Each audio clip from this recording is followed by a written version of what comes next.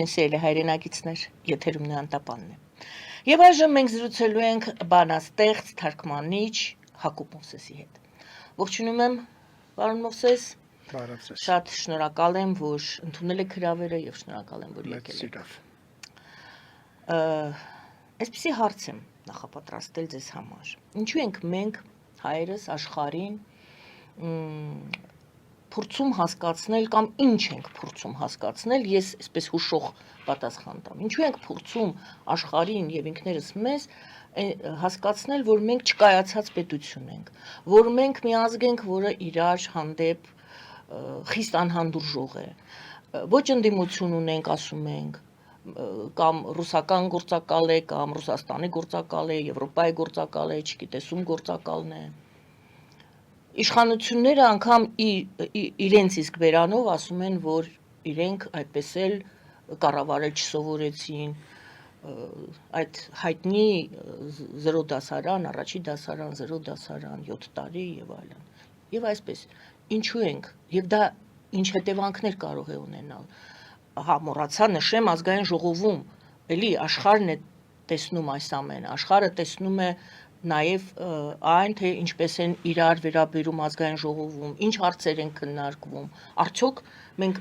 բացի իրար հայհոյելուց եւ անգամ հրմշտոցի է հասնում երբեմն, եթե ոչ շշեր են իրար վրա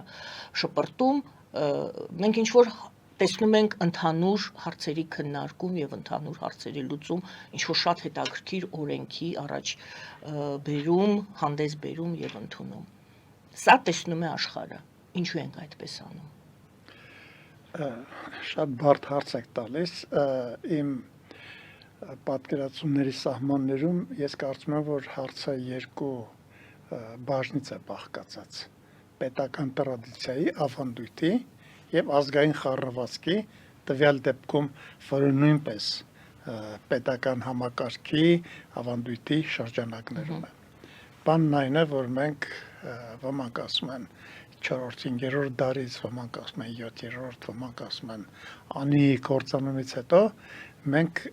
պետությունից զրկվեցինք, պետական միավոր չենք եւ հետեւաբար պետական գիտակցությունից զրկվեցինք։ Գիտեք, դա կապ չունի բանականության, մշակույթի, տրադիցիայի, պետական մտածողությունը շատ համակարգված դիսցիպլին է աշխարհում եւ ենթադրում է որոշակի զինվորական կարգապահական վարկ։ Մենք դա չունենք, ստիպված ենք եղել դարեր շարունակ մինչև 20-րդ դար, եթե չչափազանցենք մինչև այսօր, ինքներս մեր գլխիճարը տեսնել անհատական մասնավոր պատկերացումներով, ամեն մեկս իր կարծիքով, որը համախմբող պետական դիսցիպլին չենք ունեցել։ Սա չկարծեք, թե շատ շուտով կհաղթահարվի։ Ինքը պետությունը կայացման տեսակետից, գոյավորման տեսակետից ամենաբարդ համակարգերից մեկն է աշխարհում։ Նայեք Եվրոպայի այսօրվա պետությունները, որոնք որոշակի մակարդակի են հասած, չգիտեմ, Գերմանիան, Ֆրանսիան, Անգլիական, նայեք իրենց պատմությունը, դուք կտեսնեք, որ նույն խառնիճաղանճ, հակասական պատկերացումներով, իրարամերժ, էլ չեմ ասում, մարդկային ողբերգություններով են հասել նրան, ինչ որ հասել են։ Մենք դեռևս չենք հասել դրան։ Մենք ճիշտ է, դե ֆակտո ունենք այսօր պետություն։ Փաստացիորեն ունենք պետություն, բայց դեռևս չունենք պետական գիտակցություն, որտեղ իշխում է ոչ թե պատմությունը, ոչ թե հոգեբանությունը, ոչ թե հարաբերությունների բարոյականությունը, այլ օրենքը, կարգը, եթե կուզեք հրամանը։ Օրինակ շատ փոքր մի օրինակ բերեմ, որը կարող է փոքր լինել, բայց իմ կարծիքով շատ խոսում է եւ խոսում է պետական մտածողության մեր բացակայության մասին։ Երբ 1917 թե 18 թվականին ես չեմ հիշում, ռուսները լեզվի ռեֆորմ արեցին, բարենորոգում արեցին, ռուսական սփյուռքը, որի մեջ գիտեք ինչ մարդիկ էին մտնում, ինչ ամբողջ ռուսական մտավորականությունը արտագաղթել էր Ֆրանսիաներում էր, Եվրոպաներում էր Կուպրինների, Բերձաևների պես մարդիկ։ Իրենք համաձայն չէին այդ ռեֆորմին։ Համաձայն չէին, որ սլավոնական կրոնական տարերը ռուսական այբուբենից ուղղախոսության եւ ուղղագրության մեջից դուրս գա վերանա եւ այսպես ասած ուղղագրությունը իր տրադիցիոնալ էլեմենտներից զրկվի, բայց թվարկած բոլոր անունները 23-24 թվականներին միանշանակ անցան այն ուղղագրությանը, որը ռուսական այդ ժամանակվա կառավարությունը ընդունեց։ Մերոնք քանի որ մի պատճառաբանություն ունենալով, քանի որ պետությունը այդպես է որոշել, վաղ այդ պետությունը չի լինի մի ուրիշ պետություն կլինի իրանց երազած պետությունը, իրենք ուրեմն կանեն հակառակ ռեֆորմա։ Մերոնք չենթարկվեցին մեր պետության կարգադրությանը եւ մինչեւ այսօր մենք երկփեղված ենք անգամ օղագրության հարցում։ Մի մասը գրում է դասական ուղղագրությամբ, մի մասը գրում է այսպես ասած աբեղյանական ուղղագրությամբ, սա լեզվի բանավեճից դուրս ես ուզում եմ մտցնել պետական բանավեճի մեջ։ Պետությունը օրենք կարգ սահմանում է եւ բոլորը պետք է դա կատարեն, բոլորը պետք է ենթարկվեն։ Այդ մտածողության բացակայությունն է մեզ մոտ, որը թույլ չի տալիս պետական նորմատիվների մեջ մտնել։ Կներեք մի կիսատ կմնա, եթե մի բանով չշարունակեմ։ Սա տարածվում է նաև հոգեբանության վրա, երբ որ որևէ, այսպես ասած, օմեգա կետը գոյություն չունի, որը եկեք ընդունենք, որ տվյալ դեպքում պետությունն է, ամեն մեկը սկսում է ինքը դառնալ հրամանատար, ինքը հրամաններ արձակել եւ ինքը իր կարգադրությունները կատարել։ Այստեղից գուցե անհատականություններ են առաջանում, գուցե անհատականությունների հեռանկարներ են բացվում, բայց հասարակության, ժողովրդի, ազգի խարխլում տարտղնում է տեղի ունենում, որը այսօր էլ արտահայտվում է եւ մեր կյանքում եւ բնականաբար մեր պետական ընկալումների մեջ։ Շնորհակալ եմ, փաստորեն փորձում եք, եթե սխալվում եմ, դուք ինձ ուղղում եք, փորձում եք արդարացնել, ասում եք, այո, մենք երիտասարդ պետություն ենք, մենք ոչ թե ասում ենք, որ մենք չկայացած պետություն ենք, այլ պարզապես ինքնաքննադատություն է, ասում ենք այդպես էլ դեռևս չենք կայացել, որովհետև երիտասարդ պետություն ենք, դեռևս չունենք պետական մտածողություն եւ բացի այդ նշում եք դուք, ունենք անհատականական, այսպես ասած, խառնվածք, որը ստացվում է, որ խանգարում է պետական մտածողություն ունենալուն, եկեք այս բոլոր կետերը, որոնք դուք նշեցիք, փորձենք համադրել եւ նորից պատասխանել։ Այն ինչ հիմա տեղի է ունենում, դրական է, այո, գուցե մենք իսկապես երիտասարդ պետություն ենք եւ դեռ պետք է սովորենք ինքնաքննադատության մեջով դուրս գանք մաքրված եւ ավելի իմաստացած, թե հակառակը մենք իրար հարվածելով, իրար փոսը գցելով կկորցնենք այն, ինչ որ դեռ գոնե ունենք այս պահին։ Ես դուք այստեղ խոսում եք հայ ժողովրդի հոգեբանական խառնվածքի մասին, ես խոսում եմ քաղաքացու մասին։ Ինչքան էլ մենք ասենք դեռևս երիտասարդ պետություն ենք, մենք երիտասարդ էլ չենք, մանկահասակ ենք որպես պետություն։ Հայ քաղաքացին առայժմ ձևավորված չի, հայ քաղաքացին չգիտի ինչ բան է քաղաքացիությունը։ Հայը իրեն գիտակցում է որպես էթնոս, որպես մշակույթի ներկայացուցիչ, որպես պատմության ներկայացուցիչ, որպես քաղաքացի, հայ մարդը կայացած չի, հնարավորություն չի ունեցել կայանալու։ Սա ոչ թե իր թերությունն է, այլ պատմության բերումով այդպես է եղել։ Եվ մենք պետք է սա հասկանանք, երիտասարդ ենք, թե ծեր ենք, թե չգիտեմ ինչ ենք, մենք քաղաքացիական մտածողություն պետք է ձևավորենք մեր մեջ։ Դա կայանում է երբեմն կարգադրություններով, երբեմն դիսցիպլինաներով, իսկ առավել եւս կրթությամբ։ Ձեր ասած բոլոր թերությունները կվերանան, եթե մենք պատմությունը, հասարակագիտությունը, քաղաքացիական իրավունքը, դպրոցական տարիքից լուսավորչական ծրագրերի մեջ մտցնենք եւ մեր ժողովրդին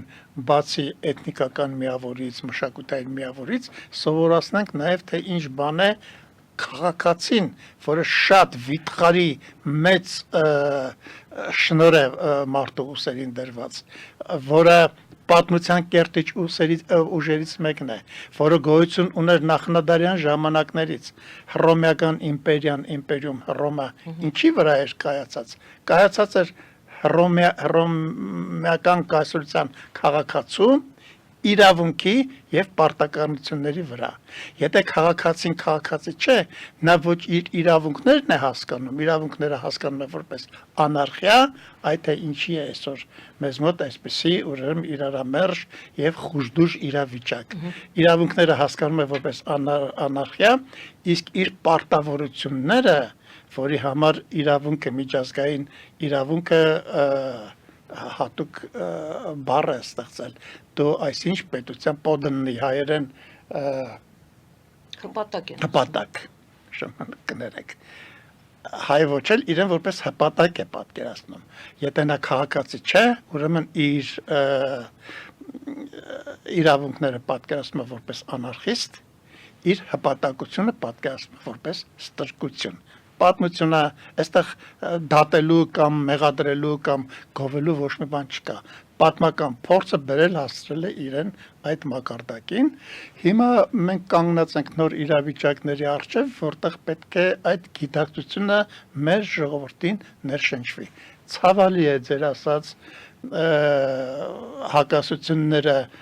կենցաղից մինչև պետական ատյաններ այդ վեճերը կռիվները, չգիտեմ, գզվռտուքները, որոնք երբեմն ինչի չեն նպաստում, որտեղ երբեմն ոչ թե որևէ գաղափարի, պետական, քաղաքացիական, պատմական գաղափարի շուրջ են, այլ իսկապես անձնական կրքերի, կուսակցական, ամենաշատը կուսակցական կրքերի շրջանակներում են սահմանափակվում։ Մենք հիմա այս process-ն ենք անցնում, հայ ժողովուրդը հիմա անցնում է շատ մթին մի թունելով իր կրոնը, իր մշակույթը, իր պատմական գիտակցությունը իր դեմ ցույց կտա այդ թունելից դուրս եկող լույսը, սրան ես չեմ կասկածում, բայց մենք պետք է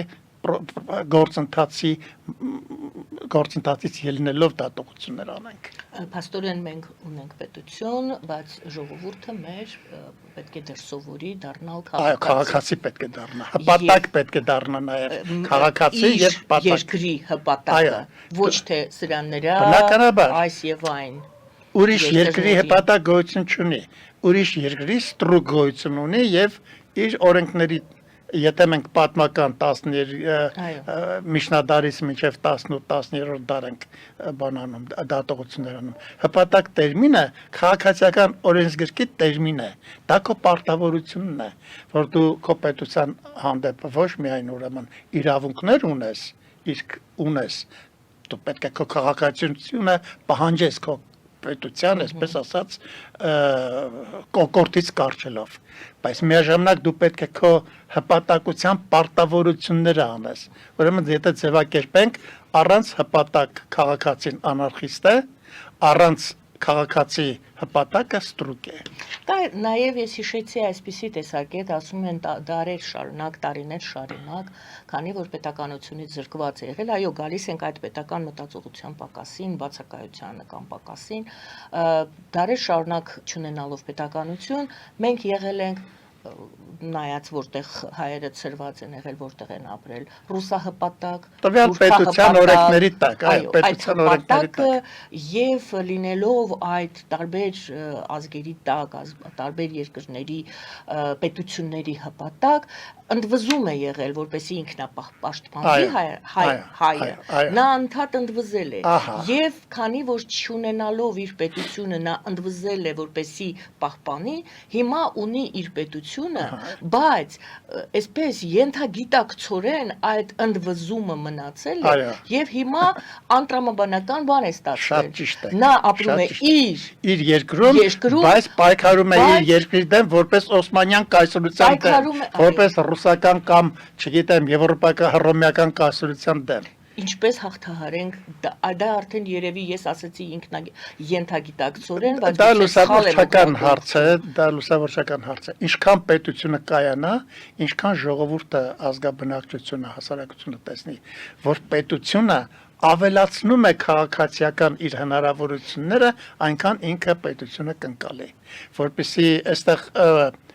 զորով կամ ուժով որևէ բան չես կարող անել։ Պետք է պետությունը դրվի այնպես իր հասարակության իր ժողովրդի դեմ, որ ժողովուրդը հասկանա, որ այդ պետությունը իր շահերից է բխում, իրեն օգուտ է։ Գումարած որ սա նաև լուսավորչական աշխատանք է, նորից կրկնում եմ, մեր ժողովուրդը նաև տեսականորեն չգիտի պետությունը ինչ բան է։ Բավական չի պատմականորեն չգիտի, այդ դուք շատ ճիշտ ասեցիք, իսկ պատմականորեն եթե մի բան էլ գիտի, բացասական փորձով գիտի, ինքը գիտի, որ պետությունը մի բան է, որը իրեն կողոպտում է, կոտորում է, կամ ինքնության վտանգ է, հարկեր է վերցնում իրենից եւ այլն, բայց ինքը չգիտի այն պետությունը, որի համար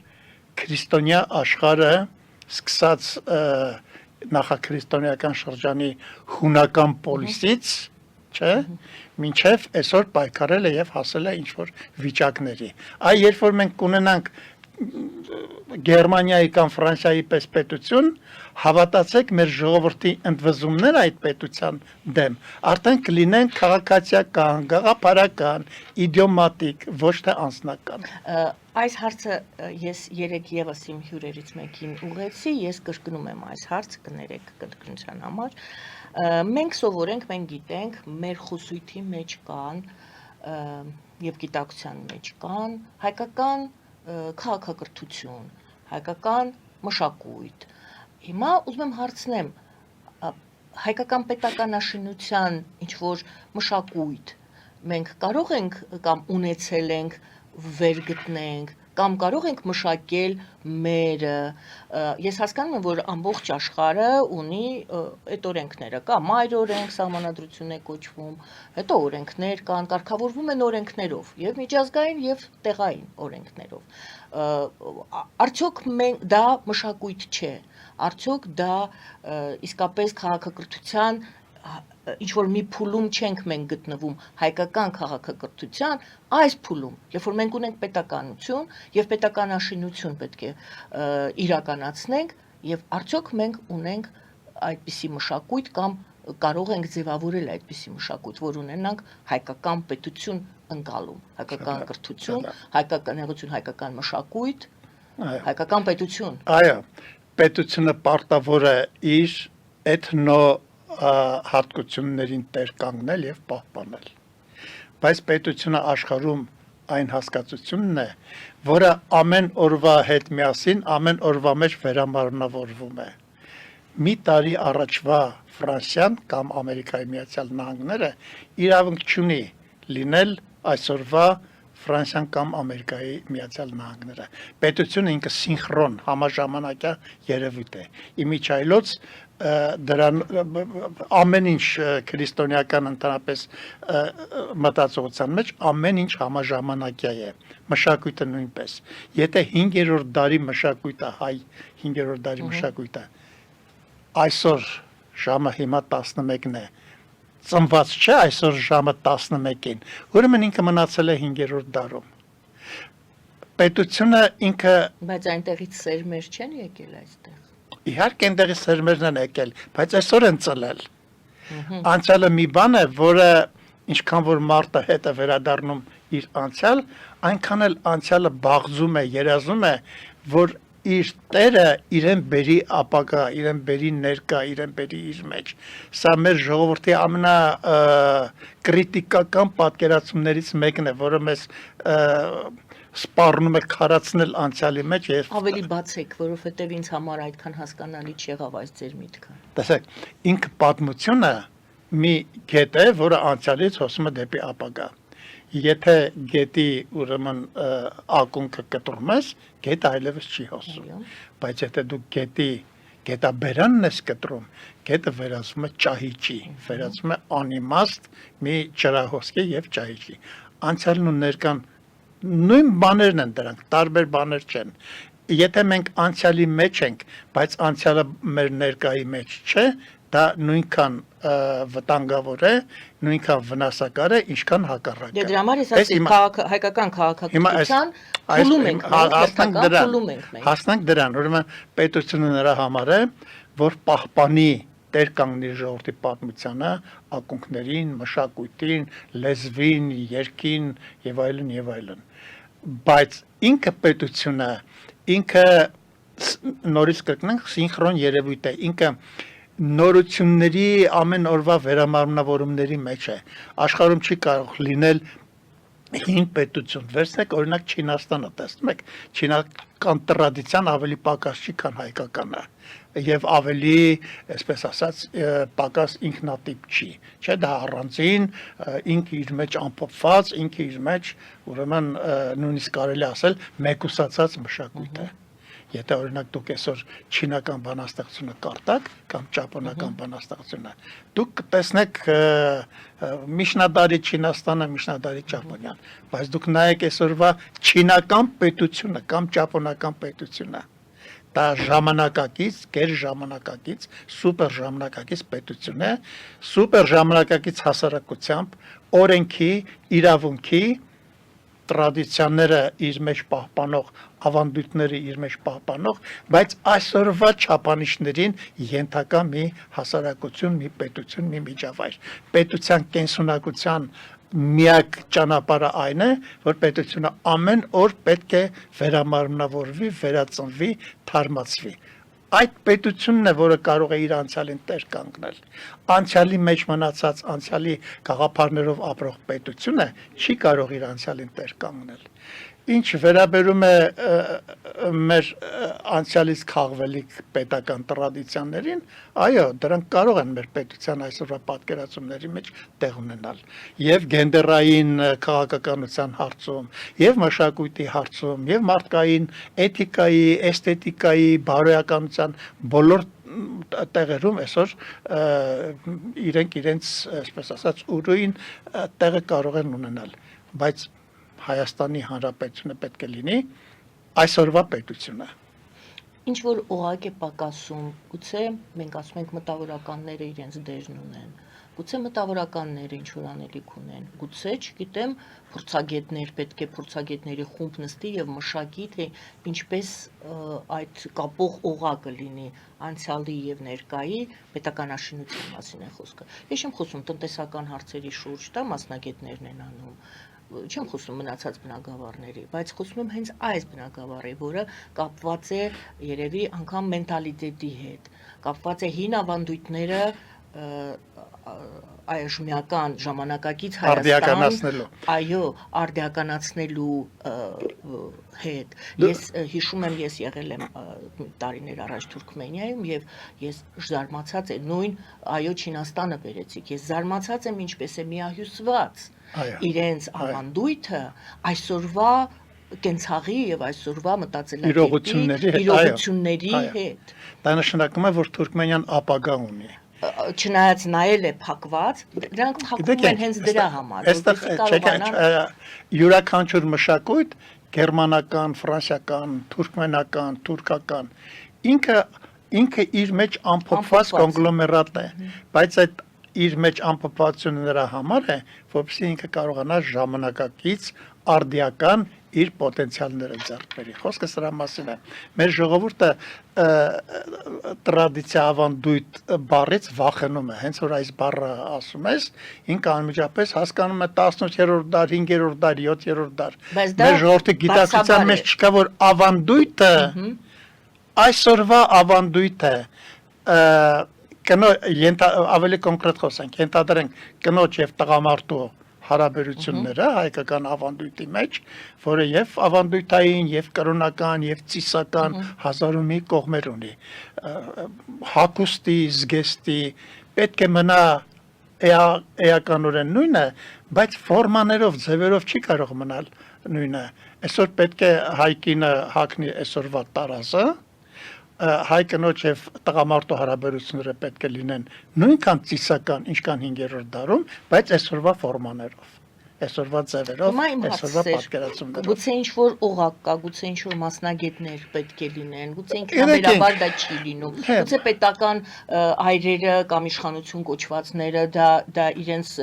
մտահոգության ասպարեզը չէ, նրանք առօրյա խնդիրներ են լուծում։ Սա ավելի խորափիլիսոփայական է։ Գիտեք ինչ,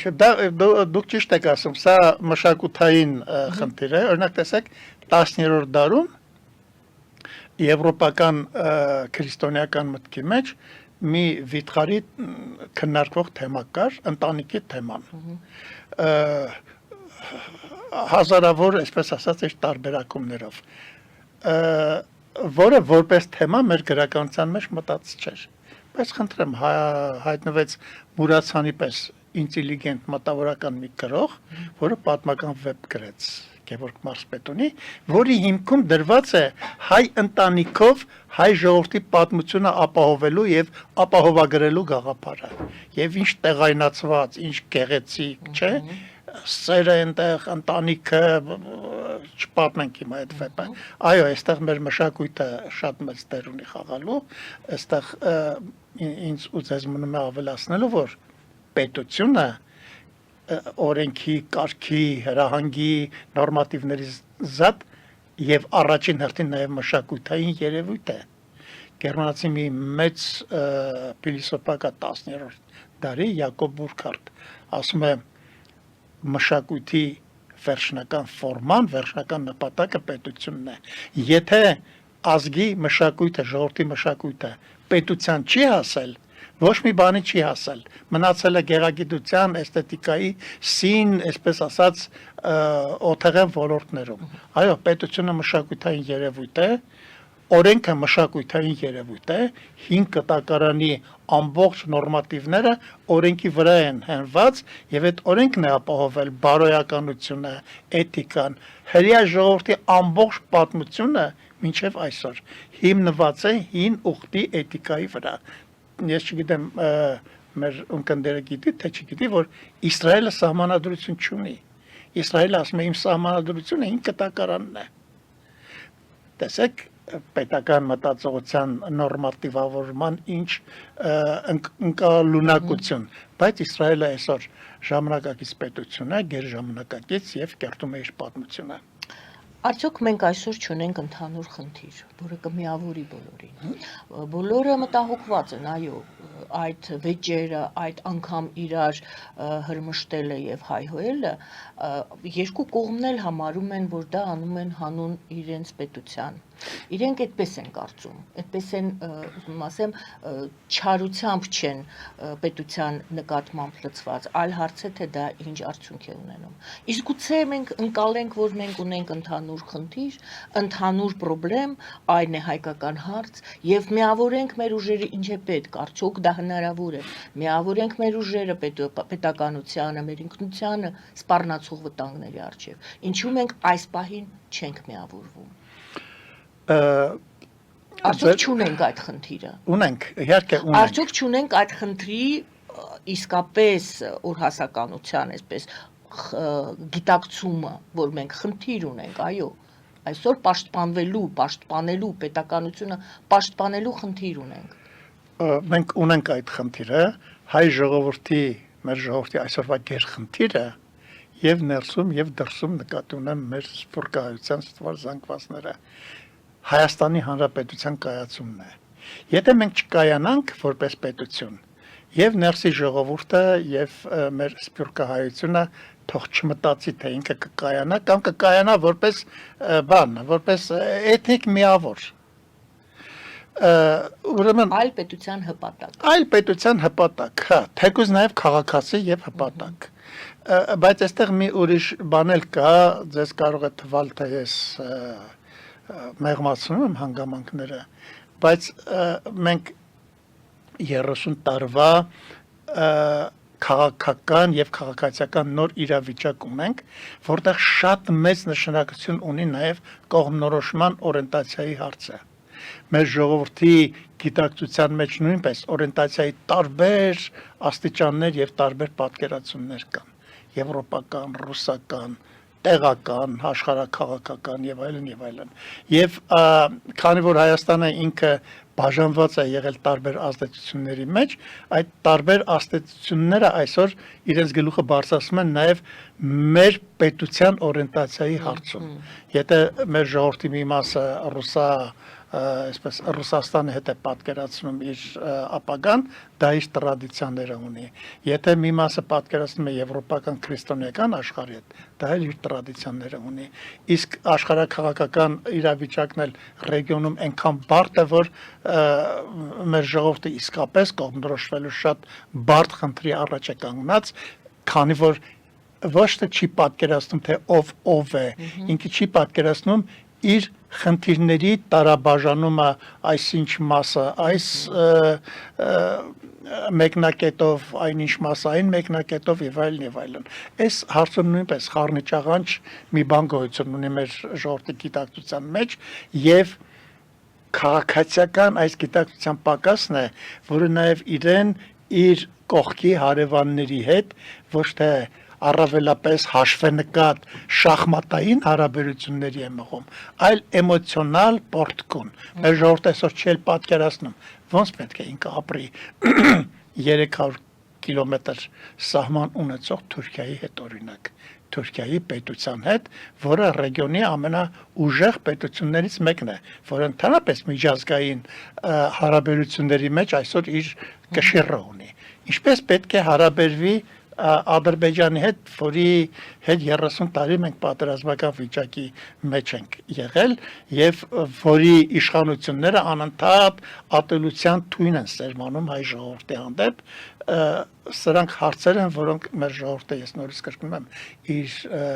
պատմական բնազներից դուրս պետք է քաղաքացիական խիզախություն ունենա իր օգուտը, իր շահը տեսնելու համար, որպեսզի լուծի։ Դուք բերեցիք Իսրայելի օրինակը, Տորան ասեցիք, նրանք ունեն իրենց այսպես օրենքների կամ բոլոր հարցերի պատասխանի տեղը ունեն, փարոս այսպես ասած։ Այո, մենք էլ ունենք։ Որն է մեր փարոսը։ Մեր քրիստոնեական հավատը, մեր քրիստոնեական կրեդոն, քրիստոնեության վրա կառուցված մեր ամբողջ մշակույթը, փիլիսոփայությունը իմիջայլոց հայ ժողովուրդը 17-18-րդ դարերից պետական սահմանադրական կարգեր սահմանելու մտածողություն է ունեցել։ Հնդկաստանի Մադրաս քաղաքում մինչև 21 թվականի Պորսի վեհաժողովը մեր ժողովուրդը իրավունքի, պետական իրավունքի, անձի անհատի այնպես չի, որ փորձ բոլորովին չունի։ Ունի, ուղղակի ես նորից եմ ասում, այս խառնակ ժամանակները իրեն ավելի աշխարհաքաղաքական խնդիրների մեջ են գցել, ավելի այդպիսի հարցեր ինքը ունի լուծելու, իսկ այդտեղ խոստովանենք, որ կացությունը շատ բարդ է, երբեմն մենք էլ չենք կողմնորոշվում մտավորականներ ասվածներս։ Շնորհակալ եմ, գովազդ հայտարարենք եթերում, որից հետո փորձենք դիտարկել մենք ունեինք հետևյալ հարցը, մենք ունեինք կամ ասում էինք, որ ունենք հեռամիացնություն, Արցախ, Հայաստան, Սփյուռք, Հայաստան, Սփյուռք, Արցախը գիտենք, այսօր մենք որպես առանձին միավոր ուժ չունենք, բայց Հայաստան, Սփյուռքը դեռևս կարող ենք դիտարկել, թե ոչ, ուժ է դա, եղել է դա ուժ, կա դա ուժ, կարող ենք դա դիտարկել որպես ուժ, թե ոչ, գովազդ է եթերում։ Գովազդ հայտարարենք, սիրելի հայրենակիցներ, այնուհետև Հայաստանի եւ Սփյուռքի մեր հայրենակիցների համատեղ գործելու հնարավորությունների մասին փորձենք քննարկել, դիտարկել այդ հարցը թարգմանիչ, բանաստեղծ Հակոբ Մովսեսի հետ։ Գովազդ է եթերում։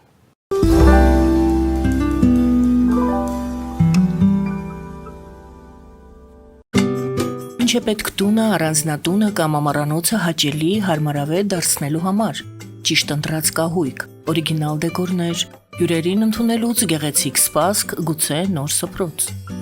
60-ից ավելի ճանաչված եվրոպական բրենդների ինքնատիպ, չկրկնվող եւ մատչելի ընտրանին Fortuna Home and Country House խանութ սրահում։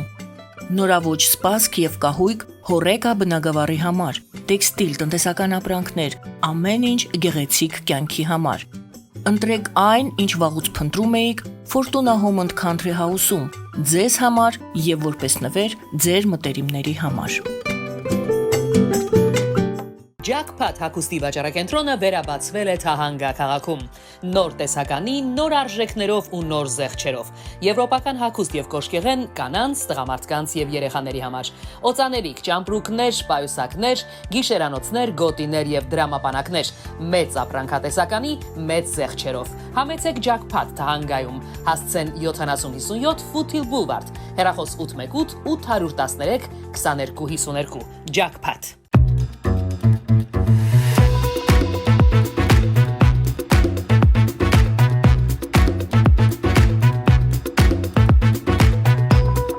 Արարատ ռեստորան, ընտանեկան եւ ընկերական ժամանցի լավագույն հասցե, սիրված արտիստներ, հյուրընկալ մթնոլորտ, հարուստ ճաշացան, անմահական խորտիկներ, Արարատ ռեստորան, հասցեն անփոփոխ, սիրով սպասում ենք ձեզ։ Ավելի քան 11 տարի Աքսիոմեդ վնասվածքաբանական վերականգնողական բժշկական կենտրոնում գործում են հենաշարժիչ համակարգի խնդիրների լուծման բոլոր ժամանակակից մեթոդները։ Հասցեի Երևան, Տերյան փողոց 3 շենք, 42 տարածք, հեռախոս 010 522 882, 091 522 882։ Լավագույն պաղպաղակ, բնական, համեղ եւ մատչելի գներով պաղպաղակը կարող եք ձեռք բերել բոլոր հայկական խանութներում։ Պահանջեք հայկական պաղպաղակ, Թամարա պաղպաղակ։ Glendale West Pharmacy, ձեր ուղեկիցը տեղերի աշխարհում։ Ունեք հարցեր, զանգահարեք 818 548 5157 հեռախոսահամարով կամ այցելեք 1109S Glendale Avenue, Glendale CA 91205 հասցեով։ Նոյան տապանի վազող տողում հայտարարություններ տեղադրելու համար այցելեք Երևան Իսահակյան փողոց 28 երրորդ հարկ կամ զանգահարեք 055 50 90 50 +118 967 5677 կամ էլ կապվեք կոնտակտ Շնիկ NTM էլեկտրոնային հասցեով։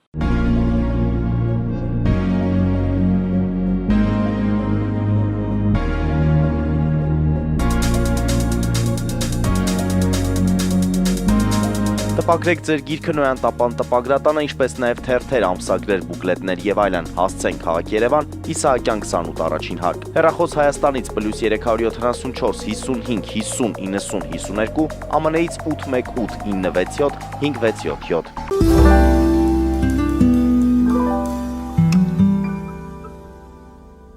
Սիրելի հայրենակիցներ, հիշեցնեմ, որ մենք զրուցում ենք բանաստեղծ թարգմանիչ Հակոբ Մովսեսի հետ եւ մինչ գովազդի դուրս գալը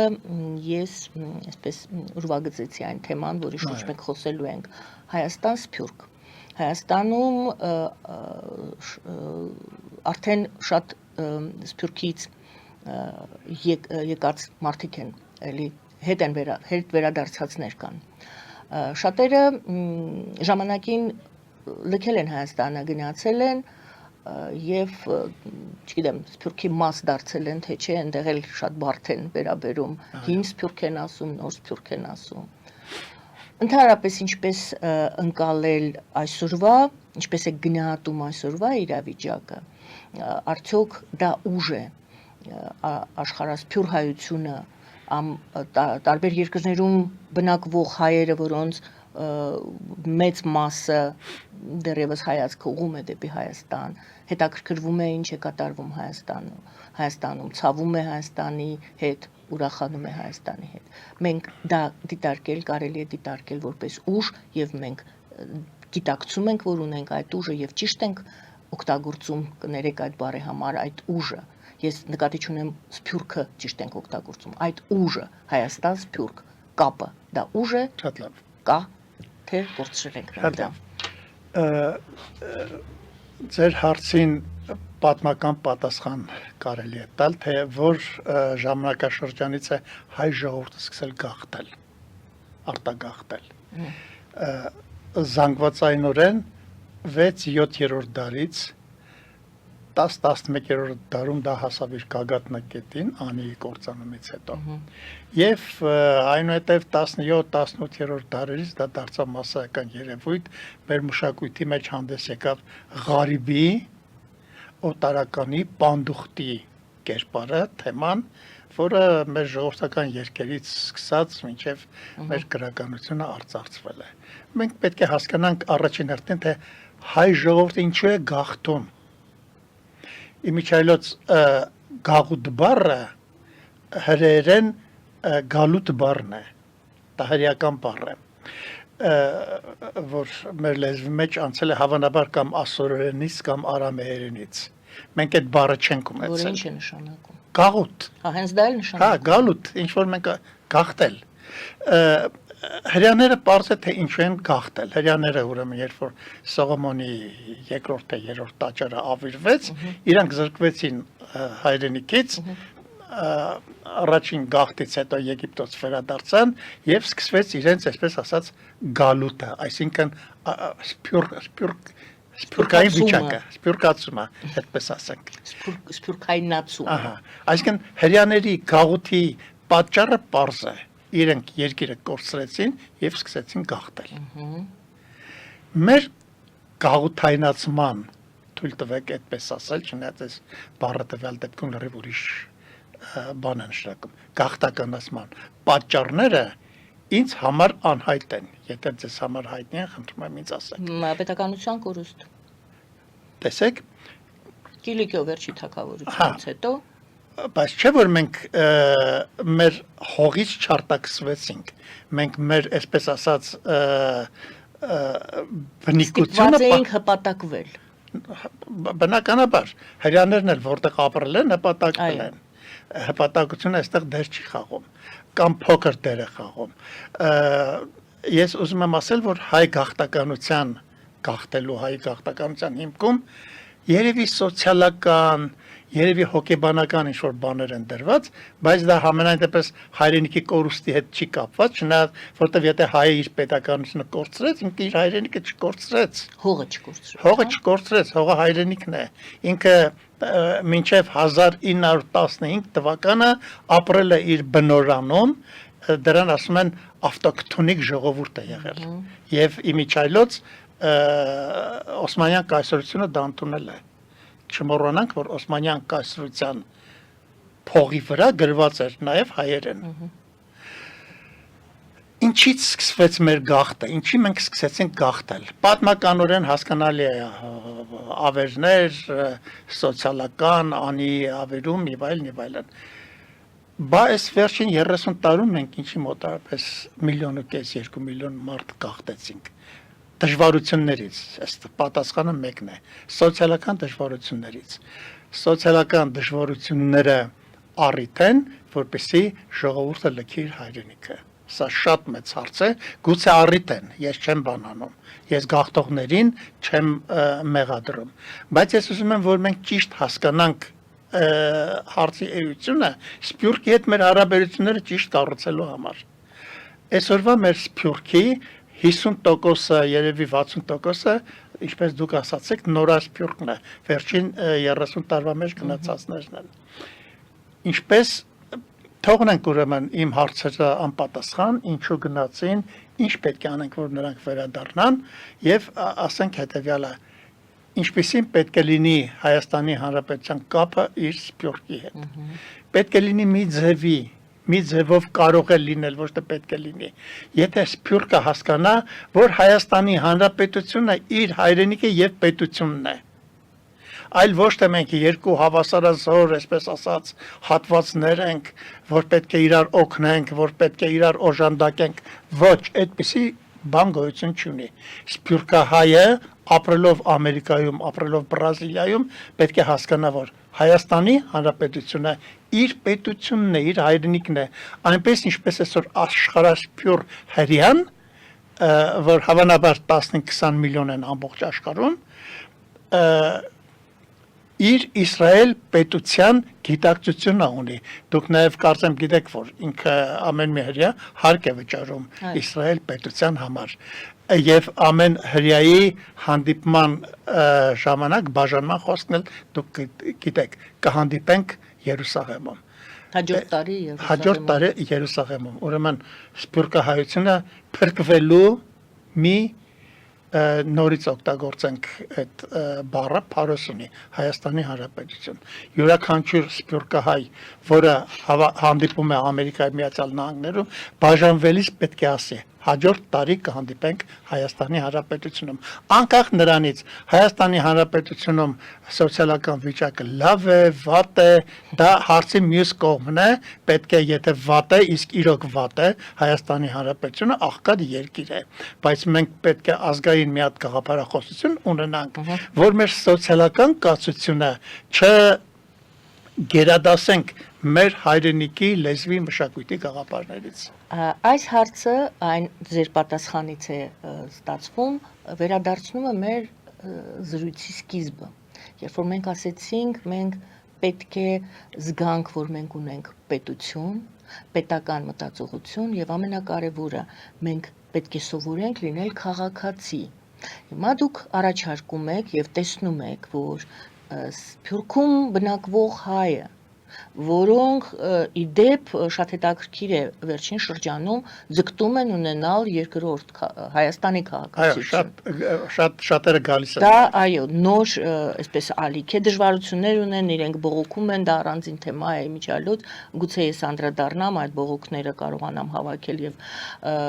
պատկան մարմիններին ներկայացնել համենայն դեպս նրանք եթե վերցնում են Հայաստանի քաղաքացիություն ապա այդտեղ մեկ քայլ է մնում, որպեսզի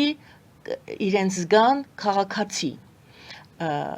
եւ մենք իրենց չենք կարող ոչ մի բանը մեղադրել, որովհետեւ մենք ինքներս սկզբում հենց մեր զրույցի ասեցինք, մենք ինքներս պետք է սովորենք լինել մեր երկրի քաղաքացին, սիրել մեր պետությունը եւ մենք այս օրինակը շատ ենք բերում, ներող թող լինեն մեր հայրենակիցները, որոնք մեզ այսօր ոչ Հայաստանից են լսում, մենք միշտ բերում ենք այդ օրինակը, եթե քո տանիքդ կաթում է կամ քո ծորակը փչացել է, դու չես թողնում տունդ գնում ուրիշ տուն ապրելու։ Դու վերանորոգում ես դա։ Ճիշտ է։ Դու պետք է մնաս եւ վերանորոգես։ Այո, դժվար է, դիվանագիտներին օգնիր։ Դուք ասում եք այսքան սահման ունենք Թուրքի հետ, այսքան խնդիր ունենք Ադրբեջանցու հետ։ Սա չէ, որ դիվանագիտական խնդիր է նաեւ տնտեսական ճկունության, տնտեսական քաղաքականության մասնագետների կարիք է նաեւ։ Ճիշտ է։ Իսկ մենք երբ որ կորցնում ենք մեր զավակներին, կորցնում ենք մեր հայրենակիցներին, մենք զրկվում ենք այդ ուղեղներից, մենք զրկվում ենք այդ դիվանագետներից, տնտեսական մտածելակերպ ունեցողներից։ Այսինքն, հիմա նորից վերադառնում ենք, իսկ ինչ է պետք, որպեսզի մենք իսկապես զգանք, որ մենք ունենք մեկ պետություն, հրյաների պետությունը շատ ավելի լավ վիճակում չի եղել եւ չկա այսօր, բայց նրանք բոլորը ձգտում են օգնել մի աղյուս ավելացնել այդ պատին, այդ շինության, որը կոչվում է պետություն։ Ճիշտ է։ Ուրեմն ձեր հարցին պատասխանելով ես անդրադառնամ իմ նախորդ հարցին, որը ես հաճախ տալիս եմ նաև ինքս ինձ։ Ինչու է մեր ժողովուրդը իր հայրենիքը լքել։ Դրա մեջ անշուշտ քիչ խոսեցինք սոցիալական, ուրեմն իր բնազդների մասին, քիչ դեր չի խաղացել նաև իրավական բնազդը։ Նա պաշտպանվածության, հա, պաշտպանվածության, նա հաճախ փախել է անարտարությունից, ստրկությունից, իր իրավունքները ոտնահարված տեսնելով եւ այլն եւ այլն։ Այսօր Հայաստանի Հանրապետությունը մեր սփյուռքի, ինչպես նաև մեր արցախյան եղբայրների եւ քույրերի հանդեպ մի պարտավորություն ունի ստեղծել իրավական պետություն։ Աղքատ, սոցիալապես ապահովված, չապահովված դա իրերի բերումի հարց է, բայց պետք է ստեղծվի իրավական պետություն։ Ես կարծում եմ, որ այդ իրավական պետությունը շատերին կբերի Հայաստան եւ շատերի ներդրումը նույնպես կբերի Հայաստան։ Տեսեք, ես մեր սփյուռքահայ եղբայրներին ու քույրերին Արցախահայերին մի բան ասեմ։ Իրենք պետք է ուրեմն հասկանան, ոչ մենք ենք իրենցից լավ, ոչ էլ երբեք թող չմտածեն, թե իրենք են մեզնից լավ։ Մենք նույն ողբերգությունների մեջ ենք, Արցախահայության ողբերգությունը վերջին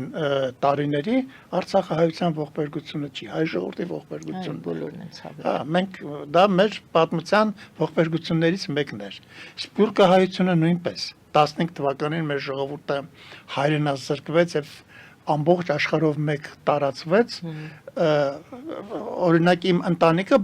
իրերի բախտի բերումով է, որ սփյուռքահայ չի, այլ գաղթել եկել է Հայաստան։ Մենք բոլորս նույն ճակատագրի մեջ ենք, նույն պատմության մեջ ենք եւ նույն ապագայի մեջ ենք։ Հայ մարդու հայությունը, հայ մարդու ինքնությունը, այդ բառը այսօր շատ են օգտագործում, ինքնություն,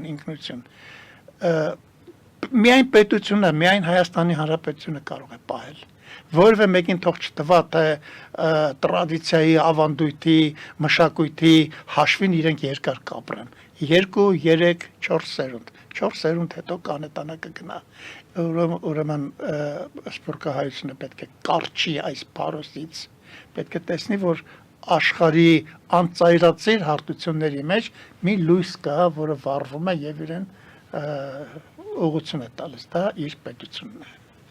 Շնորհակալ եմ, ունենք հեռախոսազանգ, ընդունենք։ Այո, բարև ձեզ, լսում ենք ձեզ։ Այո։ Բարև ձեզ Տիկին Ալեքելյան, բարև ձեզ պարոն Հակոբ Մովսես, նախ այսօր մեծ եղեռնի օրն է եւ ես հոգու հանգիստ եմ մաղթում մեր բոլոր հանգուցյալներին ապրիլի 24-ի ակտիվ պարոն Հակոբ Մովսես, ես զանգանում եմ Գլենդերից, որտեղ ես ապրում եմ 30 տարի եւ կարծում եմ, եթե մենք ցանկանայինք իրար մաղթել, որ հաջորդ տարի դինենք Երևանում, մենք այստեղ չենք լինի, ուրեմն ինչ-որ մի պատճառ կա, որ մենք այստեղ ենք, եթե հայրենիքը Հայաստանը լինի նորմալ երկիր, ապա մենք միգուցե վերադառնանք, բայց ես այստեղ մեկ ուրիշ բան եմ ցանկանում առաջադրել, միգուցե մենք չպետք է մեղադրենք ժողովրդին, մենք 11 շարունակ ասում ենք ժողովուրդը պատրաստ չէ պետականության, միգուցե դրա փոխարեն պետք է օրինակ մեր մոտ Սփյուռքում, մեր մոտ Գլենդելում ես տեսնում եմ, որ հայությունը պատրաստ է ապրելու նորմալ հայկական դեմոկրատական համայնքում։ Գլենդելում բոլորը մեր ղեկավարները հայեր են։ Մենք ենթարկվում ենք հայկական փոքրիկ պետականության, քաղաքապետը հայ է, ավականին մեծամասնությունը հայեր են, մենք ենթարկվում ենք օրենքների եւ թող չկարծեն մարդիկ, որ ենթադրենք ամերիկացիները կամ այլազգերը ավելի օրինապաշտ են, քան հայերը։ Նրանք եւս ունեն շատ խնդիրներ։ Միգուցե խնդիրը ոչ թե ժողովուրդն է, այլ այն, որ ժողովրդին չի մատուցվում նորմալ համակարգ։ Միգուցե եթե Հայաստանի ժողովրդին մատուցվի կամ առաջարկվի նորմալ սահմանադրություն, նորմալ իրավական համակարգ, ինչպես օրինակ Ամերիկայում է, այդ դեպքում հայ ժողովուրդը ի վիճակի է ապրելու նորմալ սահմանադրական կամ իրավական երկրում։ Միգուցե դա է խնդրեմը, ոչ թե ժողովրդի ինչ-որ ազգային խառնվածքը, ինչ է կարծում։ Շնորհակալություն։ Ну, կարծեմ հենց դա էլ ես ասացի, որ հայ ժողովրդին իրավական պետություն է հարկավոր։ Այո, հայ ժողովուրդը երբեմն գաղթում է նաև անարդարությունից եւ իրավունքի պակասից ու բացակայությունից։ Աստված տա, որ մենք կարողանանք մեր նորանկախ Հայաստանի Հանրապետությունը դարձնել այնպիսի երկիր, որտեղ մարդը դուք, անձամբ դուք, ձեր ընտանիքը, ձեր հայրենակիցները իրենց իրավականորեն լավ զգան, բայց թույլ տվեք չխուսափել նաև նրանից, որ հայ ժողովուրդը միայն իրավունքի բացակայությունից չի խուսափում։ Հայ ժողովուրդը խուսափում է նաև սոցիալական իրավիճակից, ինչ ես նույնպես նորմալ եմ համարում, մարդը իրավունք ունի լավ ապրելու, բայց մարդը պարտավոր է լավ ապրելու պայմաններ ստեղծելու այնտեղ, որտեղ ինքը ծնվել, իր նախնիները ծնվել են եւ ոչ թե գնալ ուրիշ երկրներ եւ մակաբույծի պես օգտվել նրա սահմանադրություններից, օրենքներից, դեմոկրատիայից։ Ազգը իր դեմոկրատիան ինքը պետք է ստեղծի, ես ձեզ հետ համաձայն եմ, որ մեր պետությունը պետք է բոլոր դեմոկրատական իրավական պայմանները ստեղծի, որ դուք Հայաստանում ձեզ լավ զգաք։ Գիտեք ինչ, ժամանակ առաջ հեռախոսազանգ էի ընդունել, տարիներ առաջ էր, չի կրկնվել այդպիսի ձևակերպում, բայց հնչում էր դա հետևյալ ձևով։ Մենք ուզում ենք վերադառնալ Հայաստան, սարքեք Հայաստանը նորմալ։ Կներեք։ Մենք վերադառնանք։ Կներեք, թող գան, մեզ հետ միասին սարքեն, մի քիչ ես առաջ ես ասեցի, իրենք մեզնից լավ չեն, մենք էլ իրենցից լավը չենք։ Մենք միասին կարող ենք Հայաստանը սարքել։ Թող գան, միասին սարքենք, պայքարենք մեր իրավունքների համար, մեր սոցիալական վիճակների համար, ինչ անշնակում, սարքեք, գանք ապրենք։ Չեղավ։ Եվ մեր խնդիրներն էլ հենց դրանից են, որ մենք ահազանգում ենք, որ դեմոգրաֆիկ խնդիր ունենք։ Մենք շատ ենք կորցրել մեր երեխաներին, Ճիշտ եք ասում, ճիշտ եք ասում։ մեր ուղեղների, այսպես ասում են արտահոսք, Ճիշտ եք ուղեղներին, մասնագետներին։ Մենք շատ ենք կորցրել եւ եթե այսպես տվյալ դեպքում մեր հեռուստադիտողը խոսեց Գլենդելի կամ Լոս Անջելեսի հայությունը, ես հիշում եմ մեկնող կար հարցնում էի, ասում է ինչ որ բան պետք է ձեզ Հայաստանից ուղարկեմ, ասենք թե չգիտեմ, կոնֆետ կամ շուտ։ Ասում են մեզ ամեն ինչ այնտեղ ունենք, այնտեղ փոքրիկ մինի Հայաստան են ստեղծել։ Ֆրանսիայում հայությունը էլի լավ տեղավորվել է, լավ ապրում է։ Մենք հիշում ենք Սիրիան մինչև հիմա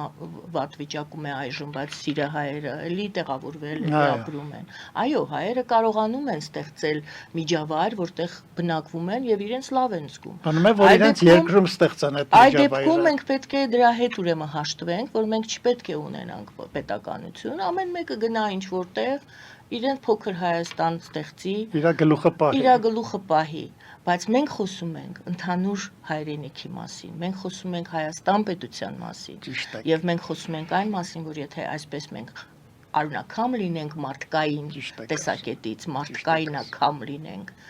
մենք այդ ուժը չենք ունենա կառուցել այն բաղձալի, երանելի երկիրը, որտեղ հայությունը ցանկանում է վերադառնալ։ Դուք ճիշտ եք։ Որպես ամփոփիչ միտք այս հարցի կապակցությամբ ես հետևյալը կասեի մեր երկիրը, մեր պետությունը, Հայաստանի Հանրապետությունը ես կերազեի ունենալ այնպիսի խորեմություն, այնպիսի քաղաքականություն ներքին, առանձնապես ներքին, որը կարողանար մագնիսի պես հայությանը ձգել դեպի իրեն։ Իսկապես գիտեք, պետության մեջ շատ կարևոր է եւ սոցիալական գիտակցությունը եւ իրավական գիտակցությունը։ Մեր երկիրը Հայաստանի Հանրապետությունը աղքատ երկիր է։ Առայժմ գոնե այդպեսին է։ Ես չգիտեմ ինքը ինչ հնարավորություններ ունի հետագայում, այսինքն գիտեմ, բայց դա մեր խոսակցության նյութը չի։ Ես կարծում եմ, որ Հայաստանի Հանրապետությունը կարող է 10 միլիոն մարդ կերակրել։ Այսօր մենք վատ վիճակում ենք, 70 տարի ապրել ենք մի հատ ուրիշ համակարգի մեջ, 30 տարի մեր երկիրը տեր չենք եղել, ուրիշ բառեր չօգտագործենք ուրիշներին չմիանալու համար։ Այսօր բոլորովին նոր իրավիճակ է։ Հավաքվենք բոլորով եւ կարողանանք կառուցել Հայաստանի Հանրապետություն։ Կկարողանանք, ուրեմն մենք ազգ ու ժողովուրդ ենք։ Չենք կարողանա, մենք ազգաբնակչություն եւ ցեղ ենք։ Այո, մեր պատվի հարցն է։ Մեր պատվի հարցն է։ Հայաստանի Հանրապետությունը հայ ժողովրդի պատիվն է։ Շնորհակալ եմ շատ Հակոբ Մովսես։ Բանաստեղծ թարգմանիչ Հակոբ Մովսեսի հետ էինք զրուցը վարում էր Գայանե Առաքելյանը, ես շնորհակալ եմ, որ մեզ հետ էիք։ Բարին ձեզ։